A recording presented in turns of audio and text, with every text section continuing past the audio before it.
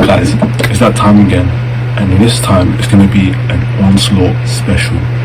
So if you like thrash metal, this is definitely for you. And the two albums we're going to be comparing are Power from Hell and The Force. And before I continue, I'm going to just let you lot know, I'm going to be leaving links in the description to check out songs by Exodus.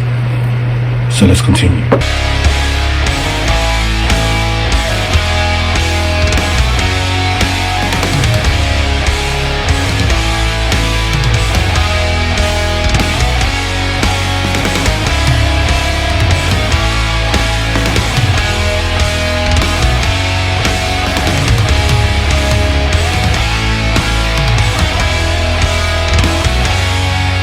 So looking at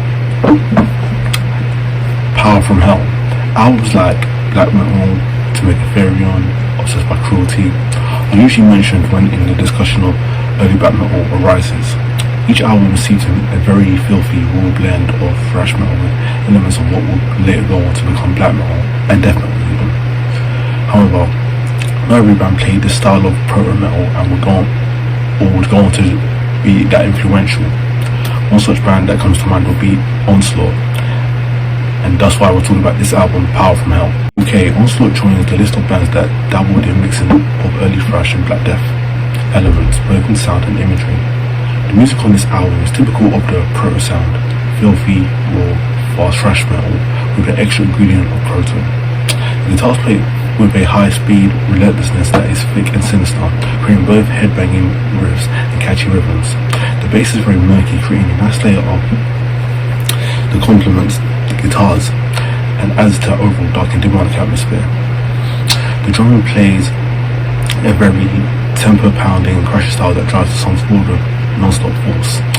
The song Thermonuclear Devastation is a fine example of the relentlessness drums and speedy guitars, while the epic Onslaught reflects on its dark, demonic and black death metal sound that it was built upon. Skullcrusher parts 1 and 2 are both instrumental, but I thought they displayed the best of this album's production, as each instrument plays a vital role within each song and each instrument highlights just what they bring to the table. Now, Paul Mahoney is the main vocalist, however, Lead Rocket fronted the tracks Death Metal and Devil's Legions. Mahoney's vocals are very rough and have a certain gift to the sound, which reminds me a bit of Venom's black metal. They help define the character of this album being dark and primal in nature. This album isn't perfect, but it was one of a handful of albums at the time that explored new territories of metal. Onslaught may not be mentioned as some of the bigger players of the time, as their sound would change going forward, but Power from Hell is more deserving of a nod of appreciation.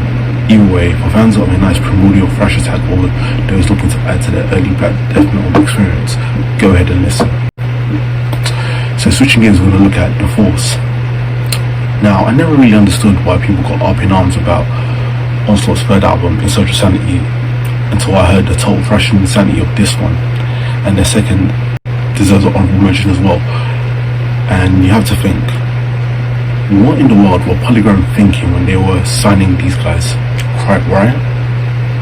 Seriously, what record exec heard this and thought it could ever be radio friendly without completely changing things? Well, that's what happened. The Force is 7 long tracks of balls out, pedal down, hammers up, throw the horns, satanic thrash from hell. Think Show No Mercy crossbred with Son of Evil and black metal, and you're right in the right neighborhood. If you're not feeling your head like an idiot halfway through Let There Be Death, then you probably just messed up. And then there are no dead spots on this disc right through Metal Forces, the awesome fight with the beast and the terrific feeling of the Antichrist, just pure steel ownage. Cycler is no still gimmick, and he sounds like Cronus 8 Tomarea alive, and they spew him back out. This came out the same year as Slayer's Mighty Raining Blood. This album is just as good and almost twice as long. Who cares if Onslaught quote-unquote sold out? Before they went on a hiatus, they left us with this album, and this album rules. So there you have it guys, let me know in the comments down below what album you thought was better. Thanks for watching, and I'll see you next time.